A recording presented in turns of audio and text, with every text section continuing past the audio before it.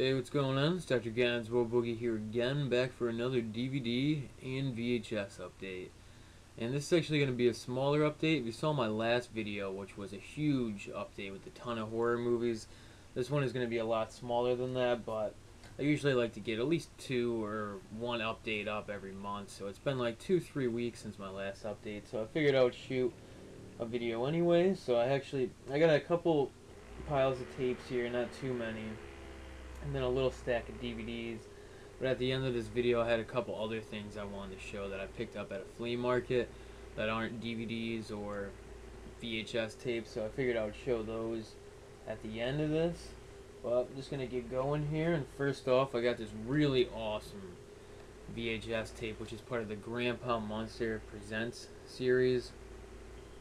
And this was like a series of tapes from the 80s that actually used Al Lewis dressed as Grandpa Munster himself to like introduce, kind of be the host of the movie, kind of Elvira status, but with Grandpa Munster. And these tapes are really hard to find, and they go for a lot of money. I tried to look this one up, Nosferatu, on Amazon and eBay just to see how much it was going for, and I couldn't find a copy of this anywhere on the computer. I even Googled it and I couldn't really find anything about it. So these Grandpa Munster tapes, Grandpa Munster Presents tapes, are really hard to come by. And of course, like I said before, this is the one for Nosferatu, but it was like a whole series of tapes, mostly public domain titles, all released with a introduction and an outro from Grandpa Munster. I think at the end of the movie, he like rates it. On this one, I think he gives it 3 out of 4 bats and calls it a scary silent classic. So just really cool, awesome, glad to find this, and I hope to one day or another time find more of these Grandpa Munster Presents tapes because they're really cool. Alright, next up here, I actually have Scanners 3, The Takeover, which I had not seen yet, but I'm a huge fan of the first Scanners film, and I actually thought the second Scanners movie was pretty good too, so I always wanted to check this out. And I also picked up Scanners 4, also known as Scanner Cop, on tape. And this one looks really good. I love the box art. The pictures on the back make it seem really interesting. And the cover for this is really cool too. And then I also got Scanners The Showdown, which is the last in the Scanners film series. And this one's also known as Scanner Cop 2. And this I've never seen either. I've never seen any of the Scanners films after the second one, so I'm looking forward to checking out all these. But this is actually the rest of the Scanners series. So right here, Scanners 3, Scanner Cop, and Scanners The Showdown. So now I actually have the whole Scanner series on VHS tape, which is cool because these movies are hard to come by on DVD. I actually don't even think you can get Scanner Cop and Scanner Cop 2 on DVD in America, and if you can, they're really hard to find. And Scanners 2 and 3 you can only get in that Scream Factory, Shout Factory, Blu-ray DVD combo 2-pack. But these look really cool, and I'm looking forward to checking out all these. The artwork for this one is really cool too. Look at that. Just classic. And all of the Scanner sequels were straight to video, I think. I don't think they ever ran in the theaters, but I could be wrong about that. So, yep. Alright, then I picked up the 90s remake of Night of the Living Dead on VHS. And this was the one that Tom Savini directed. This is pretty fun as for remakes go. I actually like this one. I don't like it anywhere near the original Night of the Living Dead, but I think this is fun to watch. And it's like a remake of it, but whenever something in the movie is about to happen that you think is like they're taking it directly from the first movie, they actually like switch it up. So this movie it's pretty fun to watch. And if you've never given this one a chance, I would say definitely check this one out. And it's directed by Tom Savini, and it has George A. Romero actually wrote the screenplay for this, so it has, you know, people connected with the original Dead trilogy in this, so that makes this legit in my opinion. And it's like a nice looking tape, in my opinion, too. For some reason, I like it. Right, and last for the tapes here, I have an episode from Saban's VR Troopers. And Saban is the same people who put Power Rangers out, so this is just another Power Rangers-like show. I've actually never seen the VR Troopers, so I don't really have any idea what this is about, really. But it looked fun, and I got this at the flea market, and the tapes at the flea market are only 25 cents each, so I was like, why not give it a try, you know, it might be good. Looks like the same deal as Power Rangers, a bunch of people doing karate and, you know, turning into superhero things. So, you know, I'm definitely going to give this a shot next time I'm in a Power Ranger phase, watching a bunch of Power Ranger stuff. So VR Troopers, Lost Memories. And this is the last tape I picked up. And this is actually Mummies Alive, which this was a cartoon from the late 90s, which I actually can't remember if I watched this when I was younger. This seems like something I would have liked to watch because I've always been interested in mummies and horror movies with mummies in them. So I picked this up just for fun.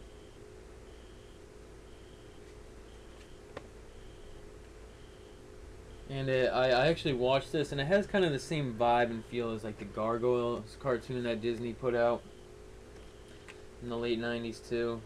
And that was pretty good. It kind of has that same vibe as this. I thought this was actually pretty good. I watched this a couple days ago. It's like an hour-long thing where they took, like, I think the first 4 episodes or so and, you know, put them together in one big episode. And it was pretty fun. So, like I said, I have a couple DVDs here to show. Not too much, actually. But I picked up this really cool 2-pack that has David Cronenberg's The Fly and the sequel to his Fly movie, The Fly 2, which I love both of these movies. I actually don't really have a good copy of David Cronenberg's The Fly, so I bought this right now to kind of form my copy of The Fly. One of these days I want to get the 2-disc edition of it, but for now this is good enough for me. I think this is a really nice looking 2-pack. Came with the insert. It's a 1-disc set. I just think this is nice. So I'm actually looking forward to checking out the second Fly movie, The Fly 2. I haven't seen that in a while, so next time I get around to watching The Fly, I'll have to check that one out. Then I got Clive Barker's Nightbreed, which it's again been a really long time since I've seen this movie. I think I borrowed this from one of my friends years ago, but that was like before I was really into David Cronenberg films. And the cool thing about this movie, it actually has David Cronenberg in it as an actor. He didn't make this movie or write it, he's just in it as an actor. This is actually a Clive Barker movie that was written and directed by him, and Clive Barker's awesome. Most of you probably know he did the Hellraiser movies, at least the first couple of them. So this is pretty cool. Definitely looking forward to checking this one out again. I also have this on tape, but I never got around to watching it.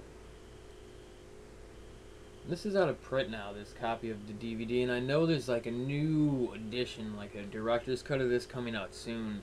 I saw like a thing for it on Amazon. It looks pretty cool, but it also looks really expensive, so I figured I would just pick this up to hold me over for now.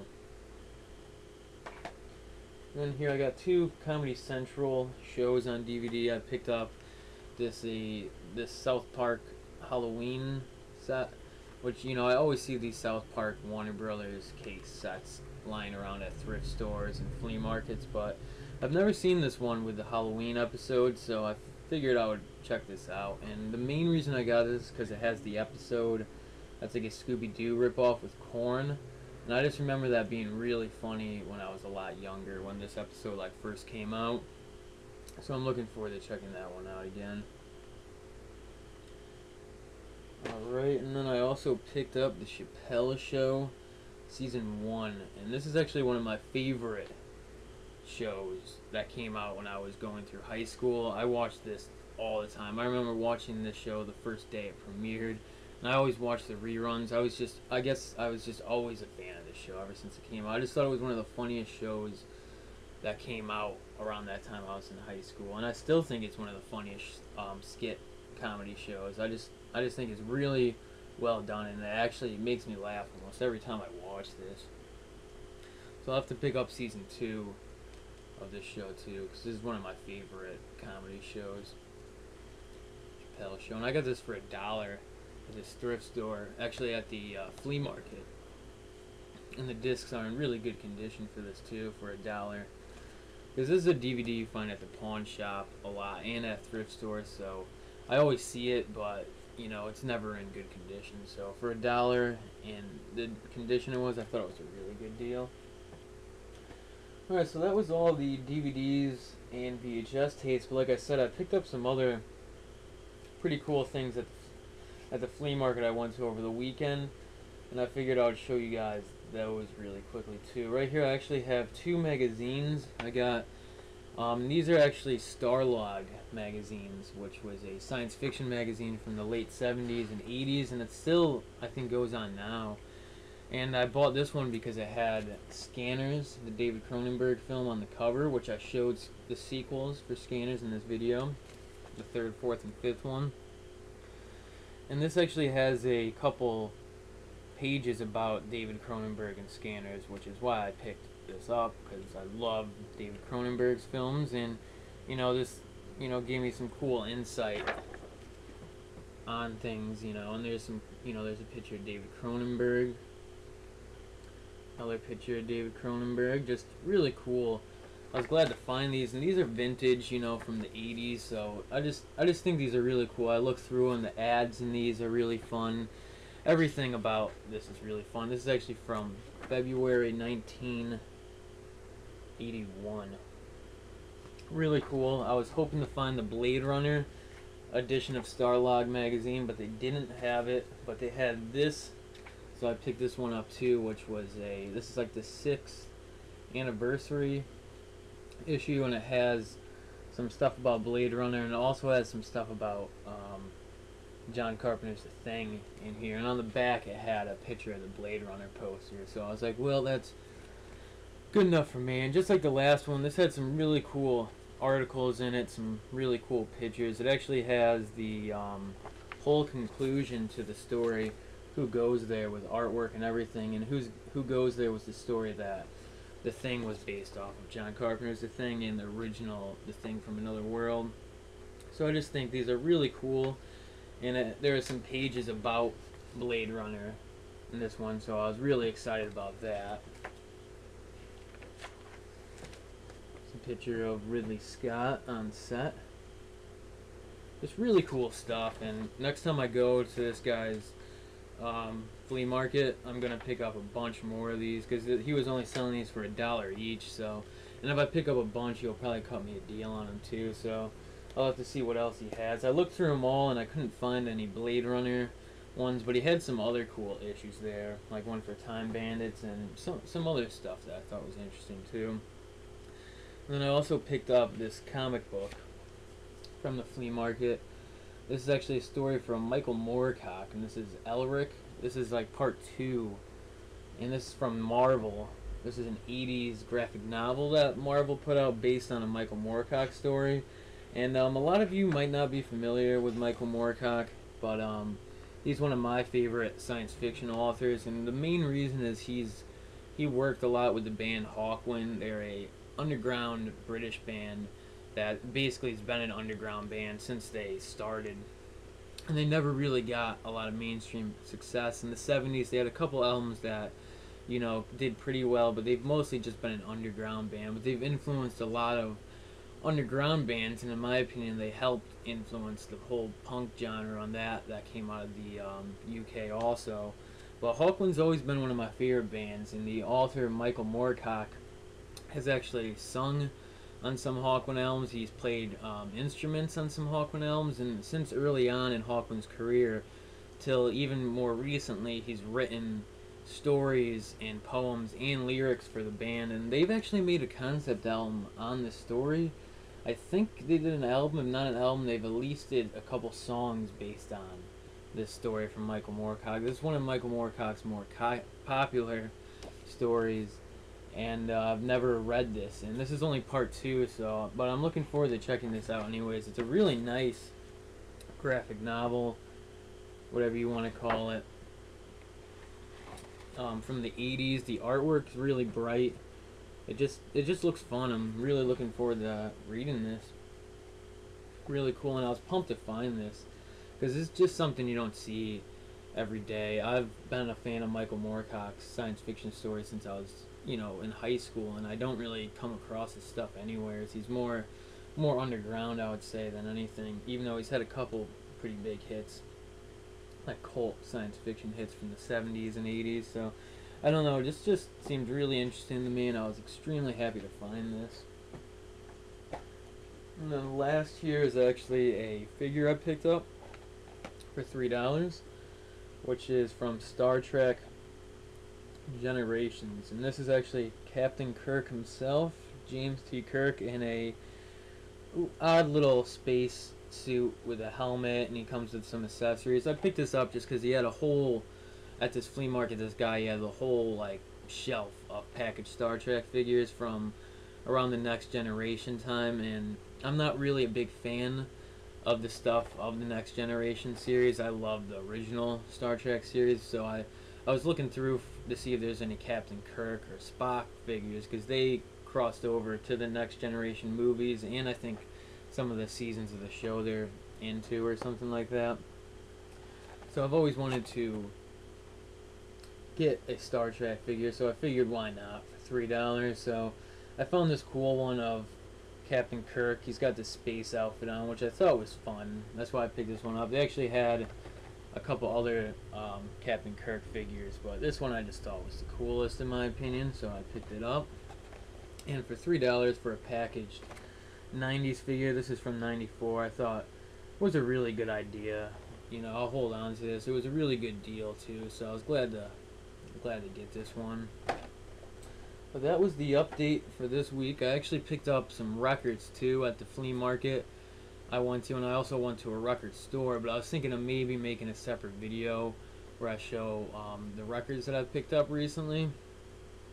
But either way, thanks you guys for watching the video and everything, and I actually plan on getting some videos up soon. I recently did a video where I showed my entire horror VHS collection. If you missed that, definitely check that out. And I was going to do a sequel to that where I show my entire science fiction VHS collection.